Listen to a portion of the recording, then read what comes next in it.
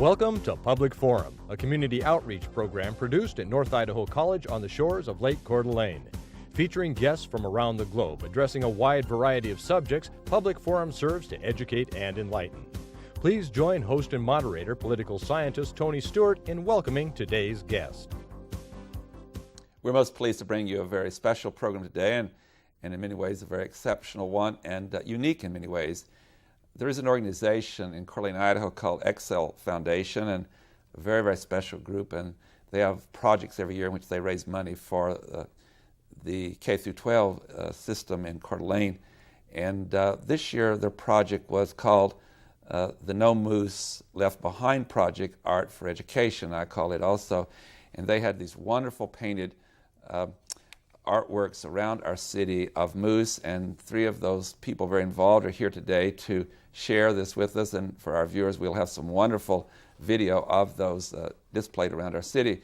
First of all, welcome to the program Michelle Dirks. She is the project co-chair, and next to her is Lon Jordahl, and he is the other project co-chair, and then the third guest is Eden Moreland, who is the marketing co-chair. Welcome to all three of you. Congratulations on your project. It is finished, and it was a tremendous success, and we look forward to the questions. Thank you. And I welcome our regular panel, Janelle Burke, who is an attorney in the state of Idaho, and next to her is Erna Reinhardt, who is the Director of Public Relations at North Idaho College, and Janelle will commence today's questioning. Welcome to our show.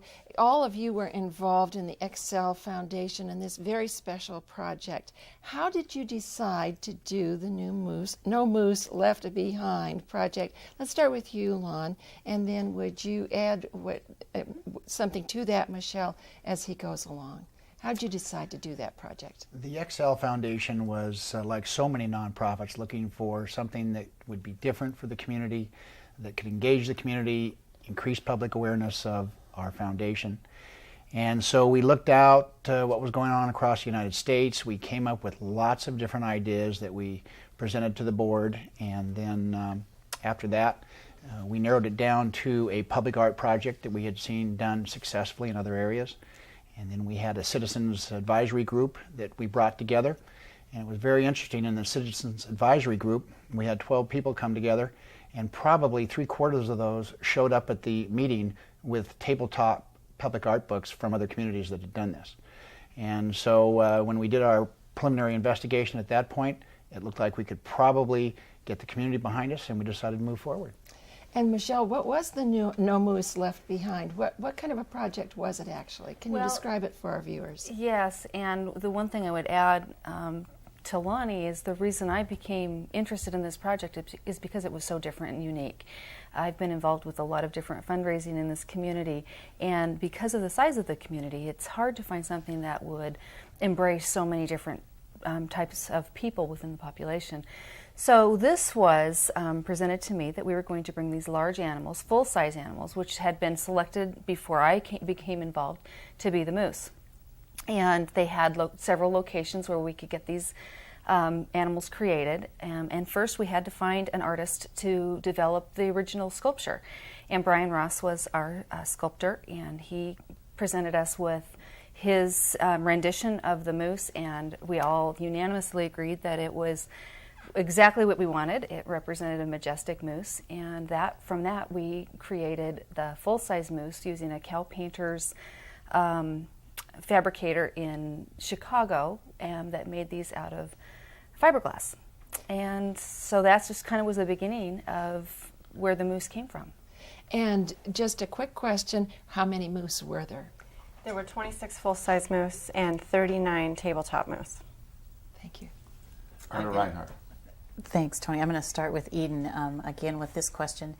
There was, and it was such a great event. I want to congratulate you guys, because the moose were throughout the town for the entire summer, and anywhere that you went, you could always see local people and tourists taking pictures of people around the moose. It was wonderful. But how did you find the artists to decorate the moose? How did that process work? We put out a call to artists, and basically, and I saw it, I came in later, but it was a document that described the project and what we were looking for, and everyone was asked to submit a concept of what they would do for their moose.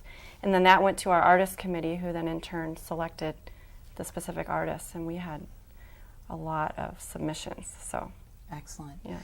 And then Lonnie, how did you pick the places in town where the moose were on display? Early on in the process, we needed financing, and so we went to individual sponsors and approached them to be a Majestic Moose sponsor. And for their financing, they would be recognized as a sponsor through the entire event, a Majestic Moose sponsor. And one of the entitlements they had was to have the moose displayed in front of their business. Excellent. And if they chose not to have it in front of their business for one reason or another, then it was moved downtown or to another area where we thought it would be seen by the greater population. Excellent. I'll pass to Tony. Now, on my round, I'm always thinking of our viewers, and we want them to come and see it, and so we do this through videotape. And we have a marvelous staff, and one of our staff took our video cameras out and took some wonderful shots of these. We have actually 9 that we want to show, and Daphne's on our staff. She did this, and she's very talented. And Eden, I believe you're going to be the one that's going to take us through. Here's our first of our 9 wonderful videotapes. Okay, so this is Toulouse La Mousse. It was painted by the school district's art teachers, which I believe there were 16 of them that collaborated on this project. So it was pretty special since everything was for the school district itself. Now that is just really just so beautiful. And we'll go to number 2 now, which is on our slides. And this is Coeur d'Alene. This was painted by Maria Ryan and really is a reflection of Coeur d'Alene. And this is right downtown on the This on was the main right on avenue. 2nd and Sherman, Yes. correct? And was there for viewing for quite a long time. Mm-hmm. We'll move to the 3rd one. This is The Fabric of Life by Rebecca Hurling-Patano and Julia Osborne Moss. They're both, one of them works with fabrics and the other one does iron sculpting, and so they did a collaborative effort on this. I just couldn't miss seeing that the Idaho license plate is there too. Yeah. A little advertising of our stage, Uh-huh. rather clever. Mm-hmm. We'll go to number 4. And this is Meadow Moose. This was painted by Mary Maxim. And it's just a wonderful garden display. And the deep colors, there's just so many different colors, and Mm-hmm. just part of the very artistic appreciation, I think. Mm-hmm. And we'll go to number 5 now. This is the same Meadow Moose. Yeah, just a different Just view. a different view But you of can it. also get a better view of the entire And the moose nice on that sun one. up on the... And the landscape around where these are, it's just such a beautiful backdrop in all of these. And you can see there are always bike paths or roads in which you can really view them very closely. And now number 6. And this is Little Deuce Moose by David Clemens. And this basically was kind of a hot rodish moose. You know, you can see the personalities of the artists in each of these, can't you? We actually took this moose to Coeur d'Alene, one of the events downtown, and people just went kind of crazy for it. Yes. And number 7. This is Bloomin' Moose by Georgiana Hilton. And this is in front of the Kootenai Medical Center. And another thing that you, in your display, a lot of places you had them where there were a lot of flowers and other things that added to the color and the quality. I think that one fit right into it. It did fit in there. It's one of the, I think it's one of the nicest sites around the town because of what was already there to mingle in with it. And number 8. And this is Monarch Moose, painted by Michael Horswell and painted and provided an additional accessory of wings. I was really taken with that, and we had a lot of different shots. And our wonderful staff, we sat down with the staff, and Kyle and I were looking these over, and I got to pick those, and so you can see my bias What is your coming favorites out. were. Yeah, some of the favorites. And then number 9 and last, this shows the kind of the plaque or whatever that recognizes the name of it and the artist, I understand. And the sponsor. Mm-hmm. And that was at each one, and so people Correct. can go up and see that. Thank you very much for going through that. And I do have another question before we go back to the panel. I know you had an expense of having these done, and did the artists donate their time? And then the other part of the question is that once they'd been displayed for all these months, you had a very special evening recently in which you had an auction, I believe. And Michelle, would you like to share that with us? Sure. I think there was a few parts to that question. Yeah, it's multifaceted. We did have, the auction was on the 25th of September, and we really almost doubled our endowment fund for the XL Foundation that night. We had a goal of what we thought these moose would sell for, and it surpassed that goal by a long ways. So we were pretty excited about that. The auction itself, the moose raised about $325,000 for the live auction of the large moose, and the small animals, which we call maquettes, were silent auctioned, and they raised about $53,000. So you were getting close to $400,000 on the auction That's itself. right. You know, one of the other parts of the question you asked was about the artists and whether they donated their time. We did offer a stipend to the artists, and that was actually built in, you know, like Lonnie had alluded to. We sold the sponsorships originally so that we were really running with this fully financed. We didn't want there to be any opportunity for the XL Foundation Endowment Fund to be at any risk. So we built in that stipend for the artists in the very beginning to sell to the sponsors, and many of them did donate their time. Some of them took some of the money for materials, sure, but some of them even donated the materials. So your wise decision-making process is that everything was paid for before the auction, Yes. so there were no expenses out of the auction. Yes. Thank you very much. Janelle? I want to talk a little bit about some of the other moose. Even though we had these wonderful pictures, there were many other clever moose. And so let's start with you, Eden.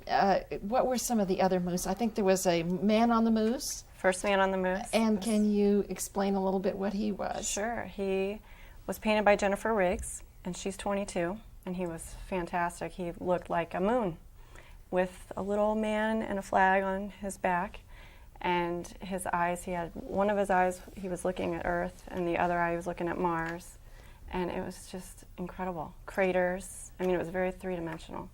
And another moose, perhaps, Lon, can you tell us about the moose ends, I believe it was called, but it was like bookends. Like bookends. That particular moose, the artist on that was Rand Haight. And early on, it was kind of a real fun part of our event. There was a group of sponsors that came together and identified themselves as the Musketeers.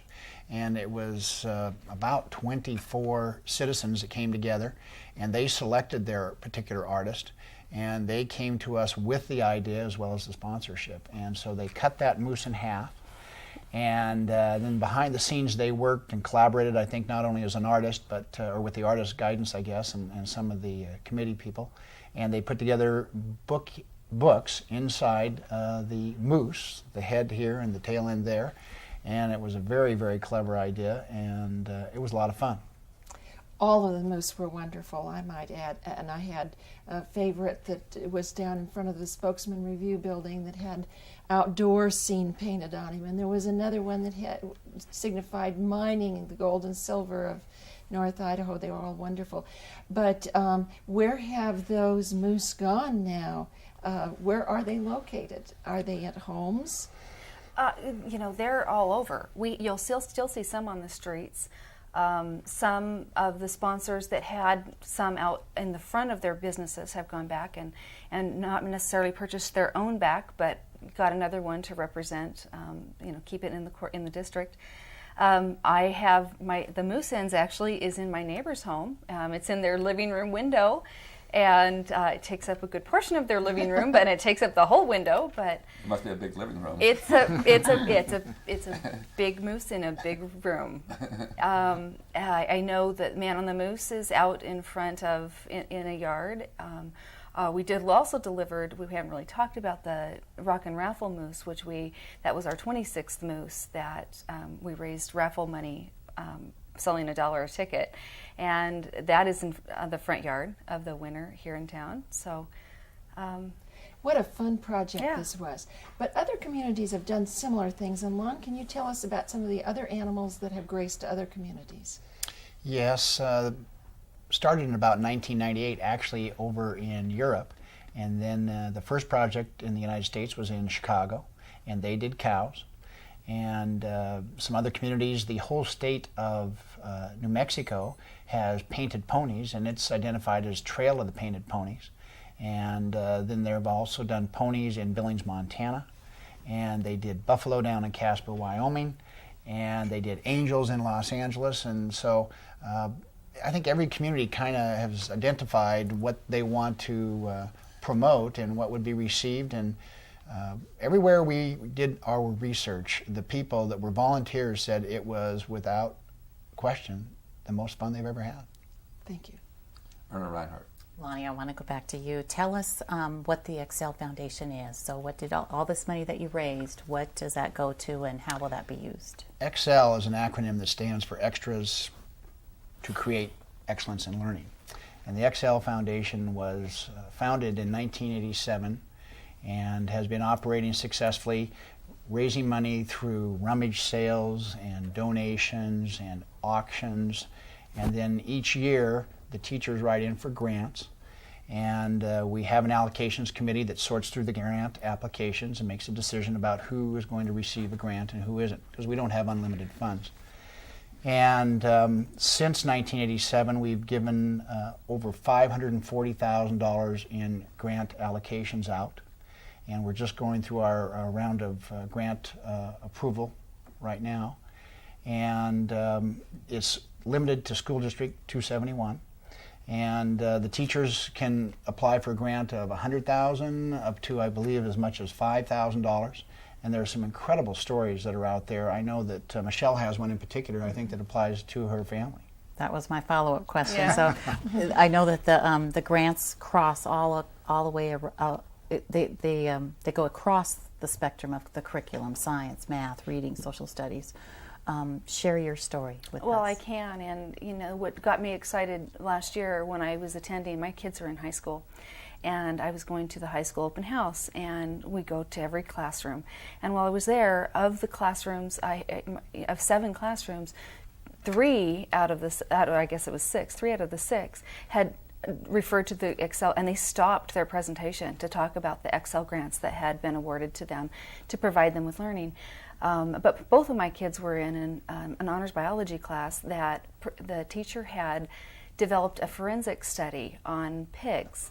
And, you know, I remember in my past biology that, you know, we got to dissect pigs and, you know, learn the anatomy.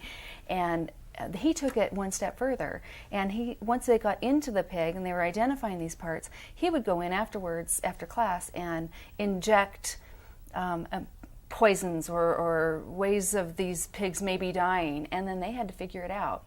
So they were not only identifying the muscles and the skeleton and learning how to dissect properly, but they were having to take it one step further and rationalize and improve their case as to why this pig may have died.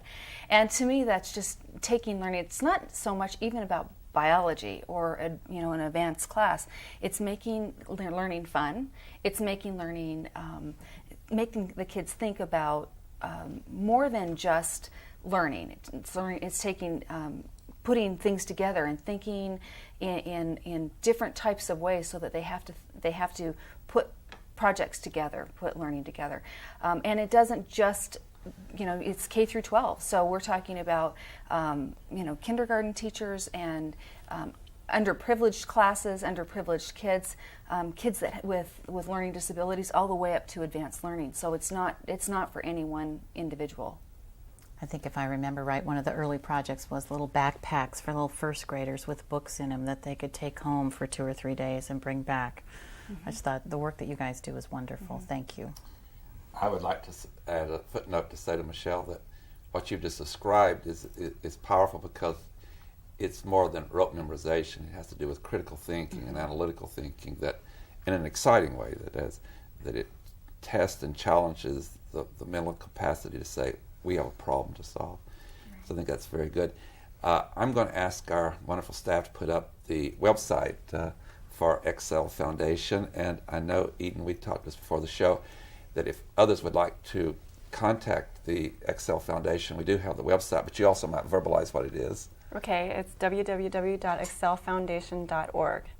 And not only for people to be supportive of that organization here in the Coeur d'Alene School District, but people outside that area, we go into Canada and a lot of the states, they might want to contact Excel Foundation about some project they wish to do. Other communities have support for their educational system, and we'd like to be supportive of them too. So if they get in touch with your website or get a phone number, maybe you could tell them about this project or others that you've done. We just like to share with with those people projects that they could do too, and I want to get that across. As to the Lonnie, as to the foundation, do you take all the profits and give to grants, or do you have an endowment? In other words, some years, like this one, you have such a successful year. Do you have ongoing funds that will be there for the future? We have a investment policy that has been put together over the years and tuned and retuned, and it's very conservative in our investment strategy. And I don't know what that is exactly off the top of my head. Some of it is in equities, some of it is in bonds, some of it is in CDs. And we also have a formula, which is a rolling formula over a 3-year average on just how much money can be spent. And so when we have a big banner year like this of fundraising, it doesn't mean we're going to have a big banner year of grant allocations necessarily, because it'll just roll into that average. The North Idaho College Foundation does the same thing, and that way you're really safe in your projections, making sure that you continue to build the program. I think that's important. I also understand you're a 501c3, a nonprofit, and therefore when people give to it, there's also, under certain types of contributions, tax exemption. Is that right, Eden? That's correct. Oh, yes. With that, back to Janelle Burke. Eden, you were the marketing director for this project. Can you tell us what kind of work it entailed and how much organization was required? A lot. Well, it was a lot of work, and I would say that there was a huge PR effort involved. Yes. A little bit of advertising and some guerrilla marketing, if you will, and I say that was the Rock and Raffle Moose on the trailer that went everywhere this summer. And we had a phenomenal amount of volunteers who dedicated their time to making sure that he got around. And we sold these raffle tickets for $1 to make it available to everyone. And so we got the word out about the project a lot through him. But really, I think most of my time was spent either in collateral development and writing, and actually all the graphic design was done at North Idaho College, which was phenomenal, and that was a huge effort there with Philippe Val and Josh Barlow. And then lots of press releases, and we had some events, and it was a big summer of marketing for me, and it was fabulous.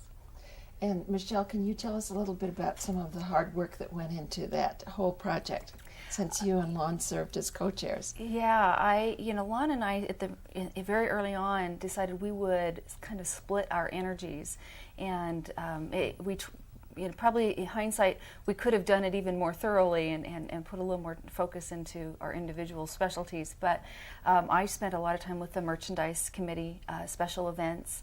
We both kind of crossed over with the auction. I think we had in the neighborhood of about 13 chair positions, and each of them had their own committees. So you're looking at, I think when all was said and done, over 120 volunteers. And it may have even gone way over that when we got to the auction.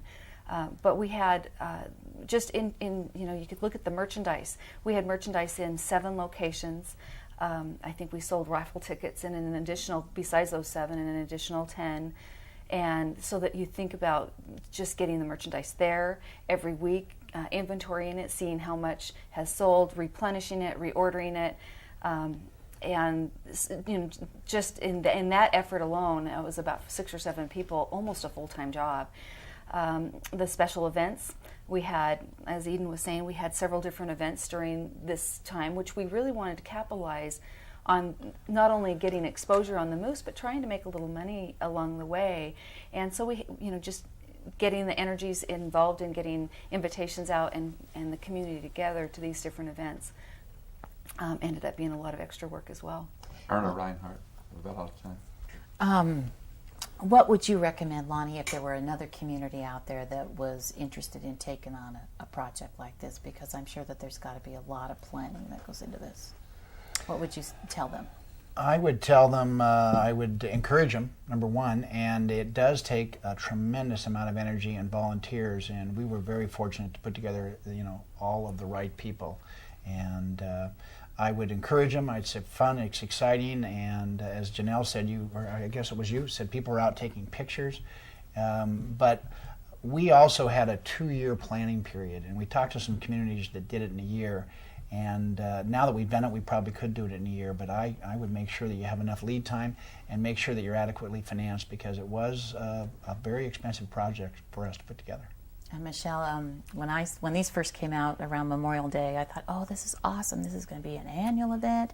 This is so cool. But then I found out through the grapevine that, oh no, this isn't an annual event. So what do you guys plan on doing next? Fundraising, as far as a project on this magnitude, won't be necessary, at least next year. The Excel Foundation has chosen to do is have a big event every year, and this one was the second annual big event. A year ago we had the Boot Scoot and Boogie, which they'll always be around the same time in September, so that there's some commonness to it. So people will expect that when Excel's talking about their big event, that it won't be one you'll want to miss. And I believe next year's, I think I can say, is going to be a luau. Does it have a name? Hula Happening. Hula Happening. And so it's already being prepared, and it will be an event, again, not to miss. And there will certainly be some ways to raise some funds along the way and during that event. But as far as a big fundraising event, this is going to, we tapped out our sources for a while. And yet we're coming to close the program, but I do want to encourage other communities as you have to raise funds for education. And one thing that really helped you in this project, I think, was the media coverage. You did get a lot of free media coverage, which is expected, that the media was very supportive of education. So if a community is going to do that, in addition to all the kind of things you did, is work closely with the media. And I know, Eden, that was one of your responsibilities, but I want to commend the media because they did give you some great stories and very helpful. And as we close today's program, I want to thank all three of you and all the other volunteers. As one great journalist once said, the cement that holds this country together happens to be volunteers in every community. And I'm sure you're a beautiful example of that. And so congratulations on the project. And I started out with looking at this before I knew the details of, we have some permanent art that's going around town. Because we do a lot of art projects in our city. Of Coeur d'Alene is very supportive of that. But we realized this was not going to be permanent in those locations, but we all enjoyed it very much. And congratulations and good luck to you and other work that you'll be doing in the future. Ladies and gentlemen, we've had a great pleasure in bringing this program to you that is called No Moose Left Behind Project, and I add to that Art for Education. It's been a great project. We hope you'll be with us again next week at the same time when we will discuss yet another issue. Until then, please have a good week. I am Tony Stewart.